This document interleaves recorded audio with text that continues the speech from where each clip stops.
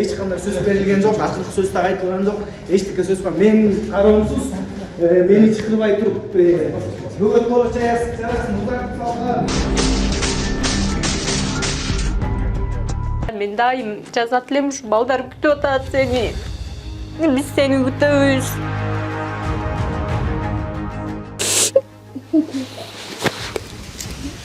Ал келебач болду. Өмүрүн мындайча айтканда тобок элге койду да. Кыргызстан мыйзамы боюнча Россиянын жараны чет мамлекеттин жараны соттолбош керек деген бар да. Эгер Кыргызстандын территориясына кылмыш кылса башка. Атам силерге аманат, семьям силерге аманат дечү.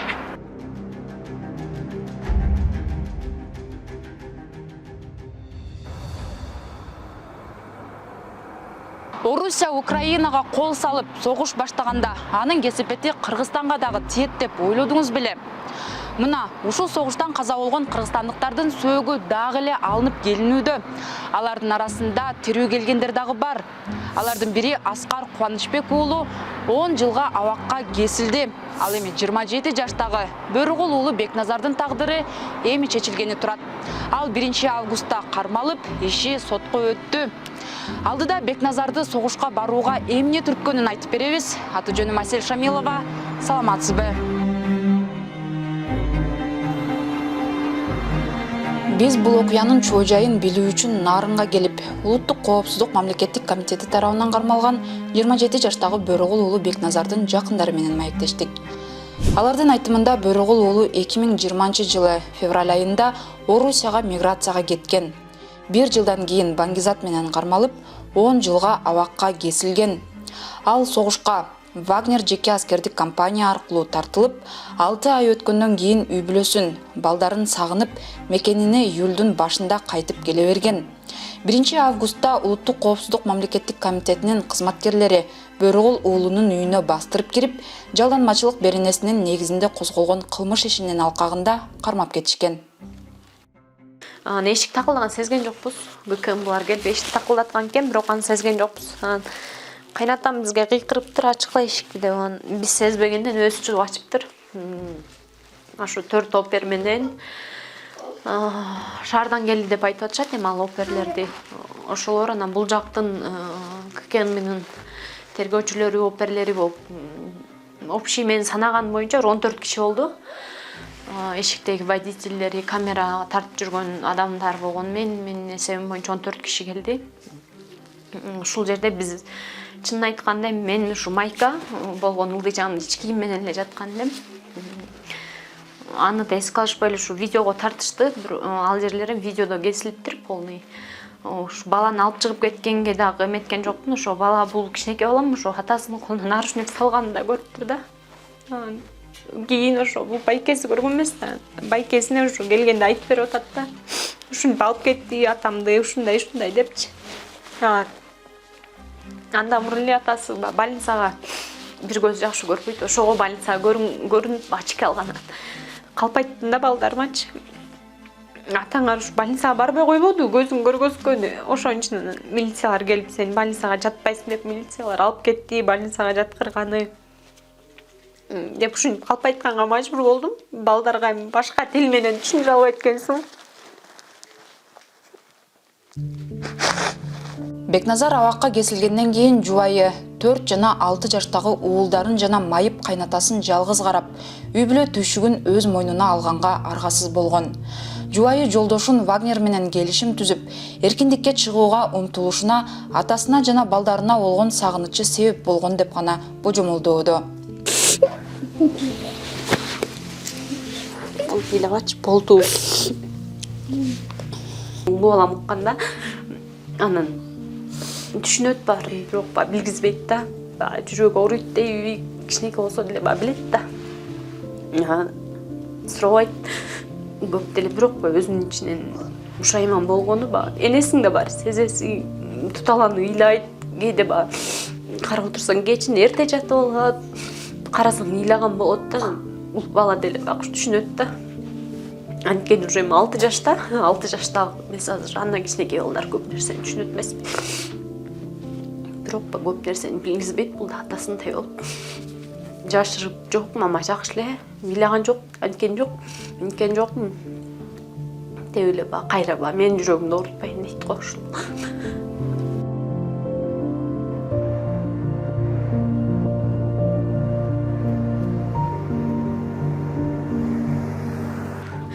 Вангер менен контракт түздү. Эми ал контракт түздү деген менен көбү акчаң аз кырылды, андай мындай деп атат. Бирок биз ошол түрмөдө жаткан кезде бир айда бир 3-4 жолу кат жазышчубуз онлайн. Ошол катта мен дайым жазат элем, ушу балдар күтүп атат сени. Биз сени күтөбүз. Жакшы атам оорубай эле деп. Баягы бул жакта кандай ситуация болуп атса дагы аны айтпай болгон бир жакшы жактарын гана айтып, ушу катка жакшы нерселерди гана жазып кетчүмүн. Анан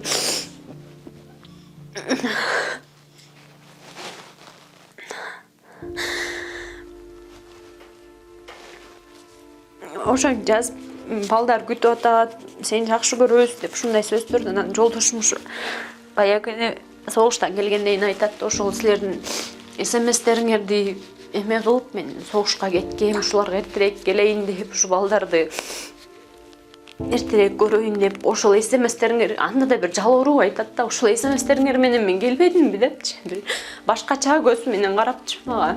Анан мен деле көп эмемди көргөзгүм келбейт, жолдошума ыйлап эмелериндичи.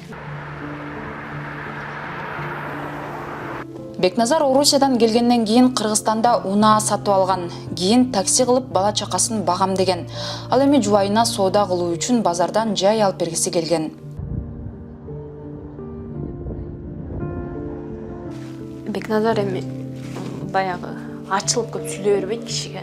Даже ушу эң жакын мен болсом дагы менен ушу ачык сүйлөшпөйт. Үстүрдөдөн анан өзүнүн ичинен жакшы нерсесинде өзүнүн ичинен ойлонуп, жаман нерсени өзүнүн ичинен ойлонуп, жалгыздыкта чечим кабыл алганды, жалгыздыкта эме кылган адам өзүчү. Анан кыялдарыбыз ушу эптеп эле бир базардан бир кийим болобу, эмне болот, бир мест ачып алып, өзүбүзгө күнүмдүк жашообузга жете турган бир нерсе кылып алсак деген эле ниет бар болчу. Ошол машинаны алганда дагы ошол машинаны силер сага если базардан место ачып берип калсам, өзүм ушу такси менен балдарды ары бери ташып, сен жумушта кезде балдарды карап, өзүм бул жакта жергиликтүү эмелерге кирип алып иштей берем, такси кылып деген, бирок ал кыялыбызга деле жеткен жокпуз.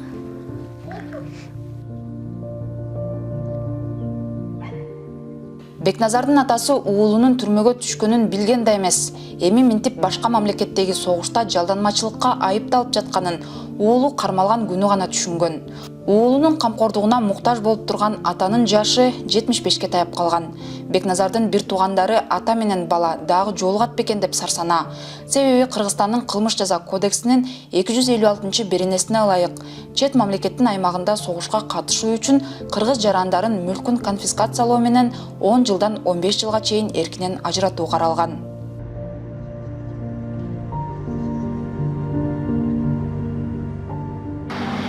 Жыл деген эмне деген жыл, атасы азыр 75 жашта болсо 85 жашка чыгат деген, бул эмне деген жыл, ага чейин атасы барбы жокпу, баласы 3 жашта болсо 10 жылдан баласы 13-кө чыгып атпай, атасын тааныйбы тааныбайбы деген мындай илгери үмүт менен эле ичибизден айтпай эле жүрчүбүз. Бул жактагы болгон, Москвадагы болгон нерсесин ушу атасы билген жок, эч бирин билгискен жокпу, себеби анда жүрөгүн оорутпай эле дедик, иштеп атат деген ой менен эле жүрдүк. Ошо согуш болуп калды окшойт, анан эми кандай типте кетти, балким мажбурлоо болду, балким өз волясы менен кеттиби, өмүрүнүн мындайча айтканда эмеге берди да, тобокелге койду да. Же 10 жыл түрмөдө жатышым керек, же болбосо ушу эмеге согушка барып, мен чыгып, жокто эсе ушу Кыргызстанды, ата-энемди, баламды көрүшүм керек деген эме болду да, үмүт болду да, илгери үмүт болду го дейм. Согушта жүргөндө Бекназар одноклассники аркылуу эжеси менен байланышып турган. Бекназардын контрагы бүткөндө эжеси Бишкектен тосуп алган. Ошондо согушка катышканы кылмыш болуп каларын сезип, орус жарандыгын ала кел деген кеңешин берген. Бирок Бекназар балдарына ашыгып, жарандык берилгенге чейин эле Кыргызстанга кайта берген. башында кетип бараткан бизге дагы айткан жок. Качан тияка баргандан кийин бир сүйлөштү. Ошол сүйлөшкөндө дагы бизге февраль айында сүйлөштү. Сарсана болбогула менден. Мен жакшымын, жакында барам буюрса. Анан атам силерге аманат, семьям силерге аманат дечү. Балдарымды карагыла дечү. Ошентип эле жүрдүк. Убакыт өттү. Чалса сүйүнүп калабыз. Чалбай калса күтөбүз. Не болдуң деп жазабыз. Одноклассники менен гана сүйлөшүп аттык. Башка мындай чалбайт, аякта чалдырбайт дагы экен, сүйлөштүрбөйт дагы экен, жанында эме болот экен. Одноклассники эле жазат. Мен жакшы, кыскача жазат анда. Мен жакшы, Сарсана болбогула.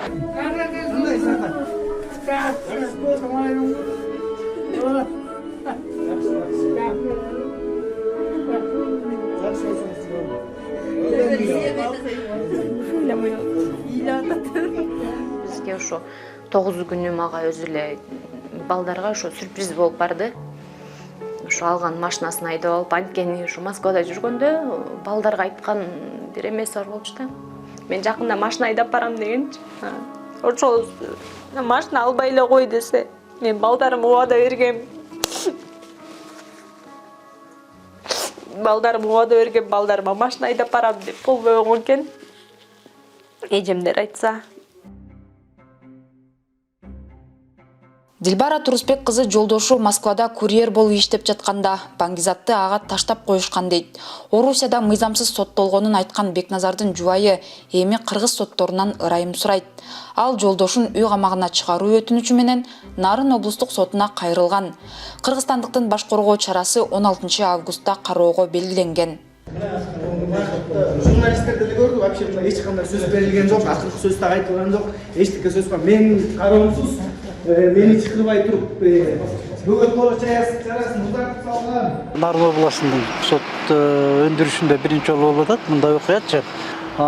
Негизинен мыйзам чегинде каралат, бул мыйзам кандай жазылса, мен ойлойм ошол негизде гана чечилет депчи. Бүгүнкү отурумда бул УКМК тергеген бул иштичи. Анан сотко өтүп кеткен. Талап боюнча, мыйзам боюнча бул сотко өтүп кеткенден кийин бул кайра экинчи станцияда жанакытып биринтиги каралбайт да, кайра орунда калбайт. По нам стрелять, а мы их сбивать. ЧВК Вагнер абактан согушка тартканда эркиндик менен кошо орус жарандыгын убада кылат. Бекназар дагы орус жарандыгын алуу үчүн документ тапшырган, бирок буйрук чыгарын күтпөй эле Кыргызстанга келе берген. Учурда Бекназардын жакындары анын жаңы паспортун алдыруунун аракетинде. Себеби орус паспорту Бекназарды бошотууга жардам бериши мүмкүн дейт анын жактоочусу Садык Токсумаков. Акталбайт, анын үчүн акталыш үчүн бул деген катышкандыгы факты турат да. Анын факты болуп азыр Россияны жарандап атат. Ошо документтер келсе, буюрса чыгат да. Бирок Бекназарда Кыргызстандын да жарандыгы болот да. Ошон үчүн биздин кодексте бар деп атпаймынбы? 256 беренетеч Кыргыздын жараны чет өлкөгө барып, ошол жактан урушка катышса ал соттолуш керек дегенчи.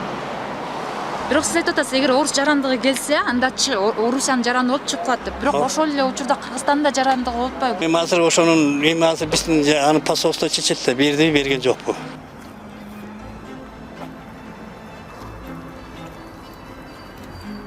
Бул Кыргызстанда экинчи жолу болуп жаткан учур. Буга чейин Аскар Кубанычбек уулу жалданмачылык беренеси боюнча Кыргызстанда 10 жылга эркинен ажыратылган. Орусиянын тышкы иштер министрлиги ага орус паспортун берүүнү карап жатканы белгилүү болгон. Орус саясатчылары, мамлекеттик медиалар ага болушуп жатканын көрүүгө болот. Ал тапта Бекназардын жакындары да иш оңунан чечилип, анын орус паспорту келсе мүмкүн кылмыш иши токтотулат деп ишенүүдө. Эми биздин аракет ушул Россия мамлекетинен гражданствосын алдырыш керек болуп атат. Паспорту даяр болду деген маалымат уктук биз негизи сураштырып эме кылсак, анан ошол паспортду алганга эми ушу посольство жактан жардам күтөбүз. Буюрса посольствого да барып ушул киребиз, кайрылабыз. Ошо гражданствосын алып, балким жакшы жакка чечилип кетет деген үмүттөбүз эми. Мисалы азыр комментарийлерди окуп, жакшы жазылган комментарийлерге сүйүнөбүз, деп. Анан жана жаман жазылган комментарийлерге мындай бетиң чыдабайт да, уяласың. Анан кайра уялгандын эмесинде кайра ойлоносуң да, мен эмнеге уялып атам? Өзүнүн жашоосу үчүн күрөштү да. 224 дня длилась операция по взятию Бахмута. Согуш башталгандан бери ЧВК Вагнер абактан 50 миңдей, ал эми Орусиянын коргоо министрлиги 15 миңдей адамды абактан согушка тарткан. Ал эми ушул тапта орус бийлиги соттолгондорго темир торду эркиндикке алмаштырууну өзү сунуштап жатат. Башкы прокуратуранын маалыматы боюнча, учурда орус түрмөлөрүндө 1000ден ашуун кыргыз жараны отурат. Алардын басымдуу бөлүгү баңгизат менен соттолгондор. Буга чейин президент Садыр Жапаров элдик курултайда Орусиянын абактарында жаткан 900 кыргыз жараны которулат деген. Бирок убада азырынча ишке аша элек.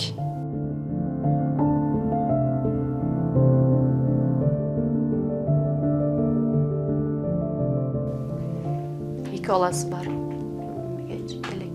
Школа окуй элек. Бирөө 6-да, бирөө 4-тө. Ушу балабыз жаңы төрөлгөндө кеткен. Ушу кичүү баласынын кандай чоңоюп эмне болгонун билген да жок. Баласы деле ушу жаңыдан атам эримин ушу кичүү балам жаңы көргөндө кайра ошол нерсени кайра алып коюшту да. Жаңы көрүп атам эрими ушул экен деп баштаганда кайра ушул нерсе ушундай күндөргө туш келди.